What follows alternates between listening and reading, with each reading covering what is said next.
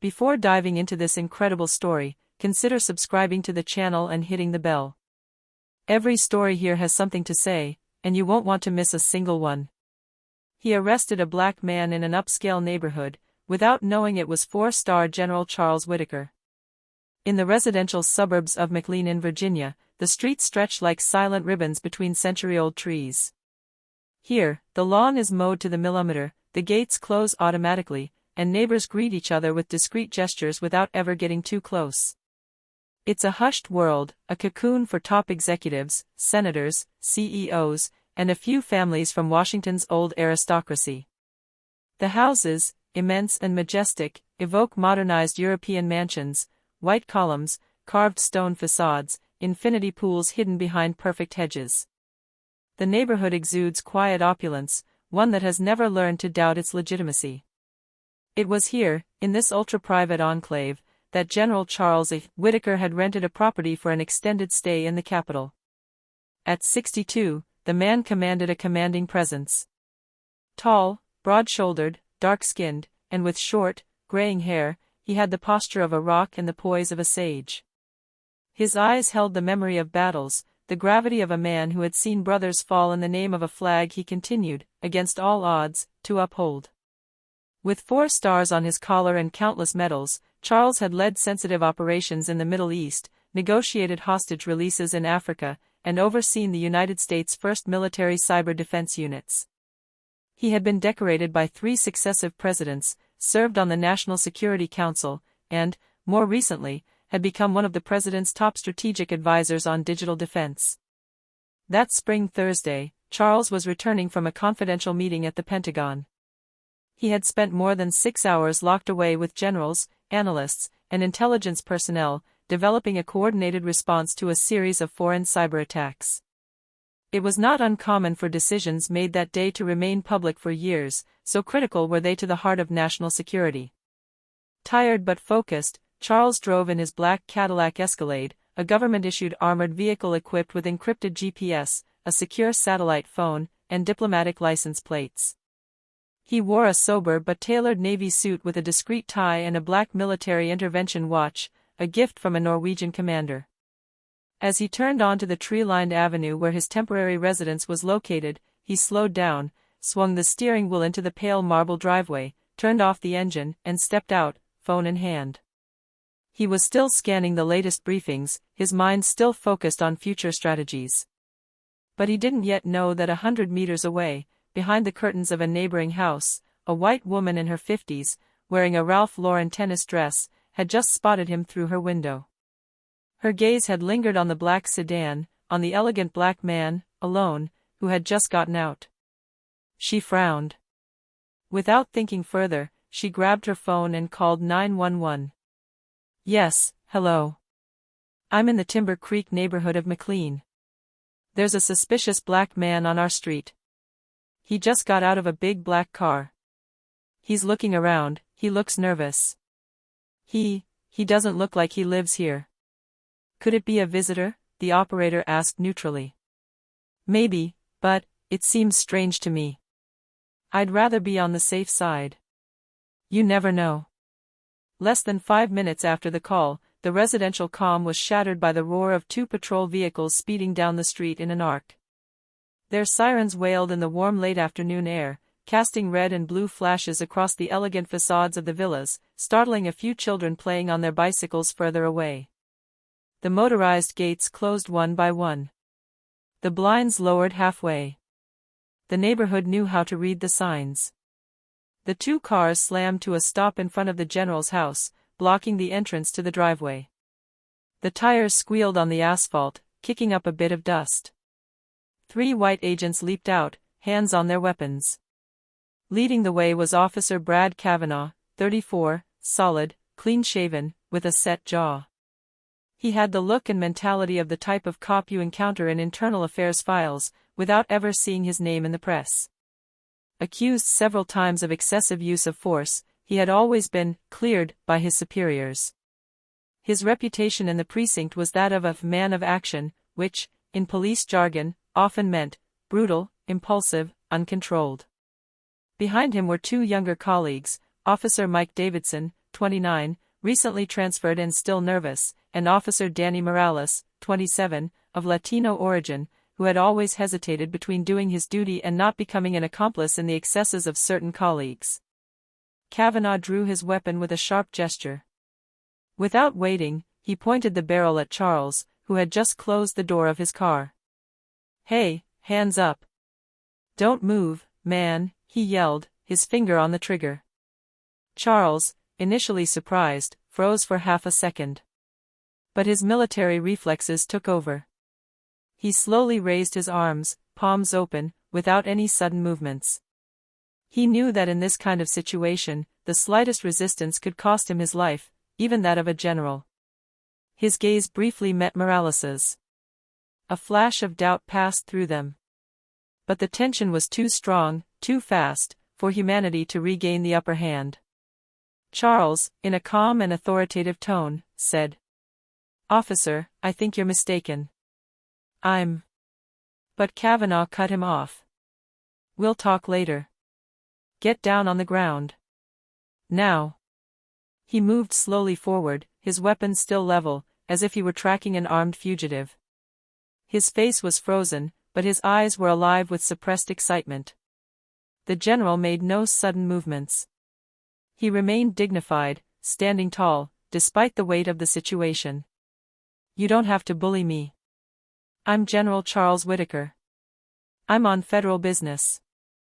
My badge is in my inside left pocket. I authorize you to take it yourself."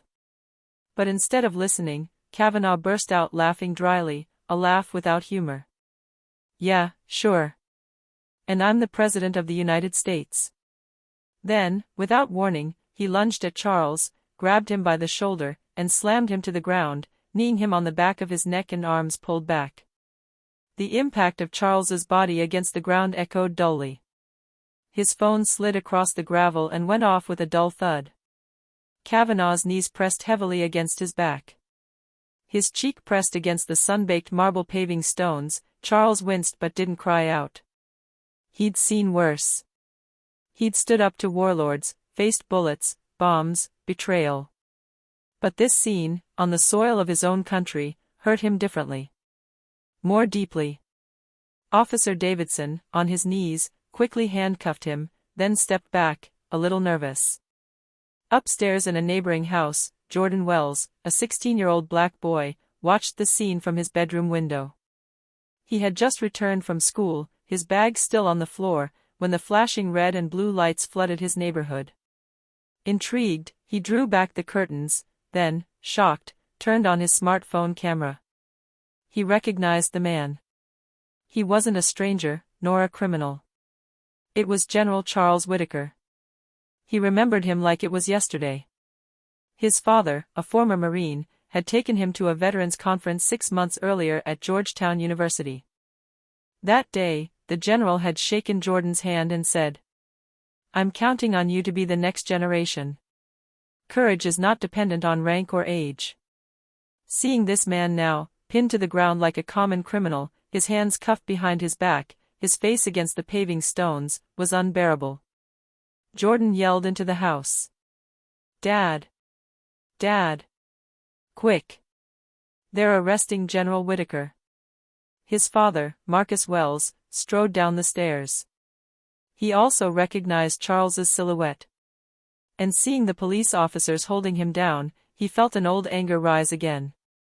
The anger he thought he'd left behind after the war, after the humiliations, after the resilience. On the ground, General Whitaker, dignified despite his humiliation, maintained a calm tone. He knew that panic never saved a black man in distress facing the police. In a deep, firm voice, he declared, "In my jacket. Inside left pocket. There's a secure phone. Give it to me. Dial the number marked POTUS, direct line. Officer Brad Kavanaugh glared at him and spat mockingly. "You're dreaming, man. You're not going to call anyone. You've watched too many movies." But Officer Danny Morales, still in the background, sensed something different. This wasn't the posture of a man lying. It was that of a man accustomed to giving orders, not begging them. Morales hesitated, then knelt down, gently opening the jacket. What he found chilled his blood. A military ID card, bearing the gold seal of the Department of Defense, with an official photo, an encrypted chip, and the rank of General, United States Army. Beneath it is a metal plate bearing 4 silver stars, the supreme symbol of the U.S. military. Morales bleated. He slowly looked up at Kavanaugh and said, his voice trembling. "Captain. I think he's telling the truth. He's not a civilian. It's him. It's General Charles Whitaker." But at the same time, the phone that had fallen to the ground vibrated violently, attracting their attention. The screen, still intact despite the fall, displayed a flashing message in a highly secure interface. "Incoming call, POTUS, secure line." Kavanaugh approached, initially wary, thinking it was a technological joke. He grabbed the device and held it to his ear, a mocking smirk playing on his lips. "Hello?"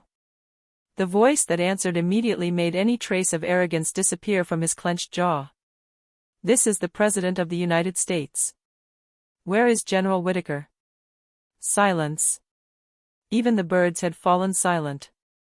The voice was deep. Cold. The tone of a commander-in-chief. Of a man who does not forgive incompetence. Kavanaugh froze, stammering. "Sir. We received a call reporting a suspicious person. We hadn't checked." The president's voice cut him off, each word falling like a guillotine. "You just handcuffed a decorated general. A strategic commander, a former theater commander in the Middle East. A national hero. A member of the National Security Council. The man who advised me this week on Homeland Defense. You will release him immediately. And then you will stay put. Federal agents are coming. Don't move. And pray that the general decides not to have you barred from all public service for the rest of your life." Then the line cut, cleanly. Kavanaugh took a step back, white as a sheet. The phone fell from his hand. Davidson, stunned, said nothing. Morales avoided their gaze. It was too late to turn back. On the ground, General Whitaker slowly turned his head toward them, his face still marked by the gravel. His voice, deep, without hatred but sharp, cut through the silence. "Now that you know who I am, the real question, officers, is, what would you be willing to do, if I weren't?" The agents released Charles immediately, as if the truth had suddenly burned them. With trembling hands, one of them undid the handcuffs, while the other stepped back, unable to meet his gaze. But there was no excuse, no explicit embarrassment. Just a heavy silence. Embarrassed. Guilty. Hypocritical. The general slowly straightened. He also straightened his shoulders. His back. His stature. His white shirt, crumpled and stained with dust, betrayed the assault. His left wrist still bore the deep, red mark of the metal being gripped too tightly. But his gaze remained intact. Sharp. Dignified. He swept the 3 agents with his gaze. The gaze of a man who had seen it all, but who, deep down, had never stopped hoping that his country would ultimately be worth his sacrifice. Then, without raising his voice, he declared, "I will file a formal complaint with the Department of Justice. And I will demand a full audit of all racial reports received in this district over the past 5 years. This country will only move forward if we refuse to look the other way." He picked up his phone, wiped it with the back of his hand, got back in his car, and left the scene, as calmly as he had arrived. But behind him, he left a frozen neighborhood. Distraught police officers. And a shame filmed in high definition. The next morning, the whole world knew. Jordan's video, first shared on a local Instagram account, exploded within hours. The images of the general on the ground, handcuffed, humiliated, the phrase, "Give me the phone, dial POTUS, direct line," then the president's icy reaction on the other end of the line, all this was going around the globe. The title the teenager gave to the video was simple, but devastating. "They arrested an American hero, because he's black." The non-stop news channels made it their front page: CNN, MSNBC, and then even Fox News. Hashtags went viral. Hashtag General Whitaker. Hashtag Not Hero's Mother. Hashtag Racism Uniform. Hashtag Black and Decorated. White and black veterans rallied. Charles's former colleagues spoke out. Even members of Congress from both parties denounced the incident as a slap in the face to the military itself. The President of the United States, usually sober in his public speaking, summoned journalists to the Rose Garden of the White House for an impromptu but emotionally charged speech. In front of the world's cameras, he declared, "I was elected to protect all Americans. All of them. Not some. Not the ones you recognize in wealthy neighborhoods. Not the ones with a reassuring skin color. But all of them." General Charles Whitaker served this country for 42 years. He risked his life to defend our freedom, our borders, our Constitution. He never asked for special treatment. But he deserved, at the very least, the respect due every citizen. What happened to him is unacceptable. It's not just a mistake. It's a symptom of a disease that has been eating away at our system for too long. Racism isn't erased by denying its existence. It's confronted. General Whitaker deserves our apologies, but most importantly, he deserves justice. The speech, broadcast live, was applauded by a large part of the audience, but it also caused a political shock. Police unions felt targeted, and conservative figures accused the White House of disavowing law enforcement. But the majority of public opinion rallied behind the general. Meanwhile, Charles Whitaker remained discreet. He refused all interviews. He ignored the talk show requests. He simply carried on with his work, as always. But behind the scenes, he was writing a confidential report for the Defense Department, in which he highlighted the dangers of racial profiling, even against members of the highest ranks of national security. He was also writing a more personal text, intended for a completely different audience, the cadets of the West Point Military Academy, where he was due to give a lecture 2 weeks later. A text that wouldn't just talk about strategy, but about what it means to be black, dignified, and patriotic in America today. A week later, the sky was clear over West Point, the most prestigious military academy in the United States. Overlooking the Hudson River, the Greystone, fortress-like institution vibrated with a particular tension that day. Rumors had been circulating all week. General Charles Whitaker was going to give a special speech, and he would talk about what had happened at McLean. The main auditorium, filled with more than 1,200 cadets, shone with discipline and silence. Perfect rows. Impeccable uniforms. Shoulders straight, chins raised. But behind this rigor, a feverish curiosity. Everyone knew this moment would be different from other lessons. General Whitaker entered without music or any official announcement. No need. His mere presence brought the room to its feet. He walked slowly to the lectern, his straight, massive figure a striking contrast to the gravity of his face. Not a sound. Not a breath. The silence itself was almost military. He placed a few notes in front of him, but never looked at them. His gaze swept over the crowd of young faces, white, black, Asian, Latino, men, and women. The future of the American military was there, before him. And then he spoke. His deep, controlled voice echoed through the amphitheater like the suppressed thunder of a stormy sky. A week ago, I was thrown to the ground like a thief. Handcuffed. Suspected. Not for what I did, nor for what I was wearing. Just for who I am. An even heavier silence fell over the room. Some cadets blinked. Others held their breath. That day, they didn't see a general. Not a former theater commander. Not a presidential advisor. They saw a black man in a white neighborhood. And that was enough. He paused. His hands, resting on the wood of the desk, remained motionless.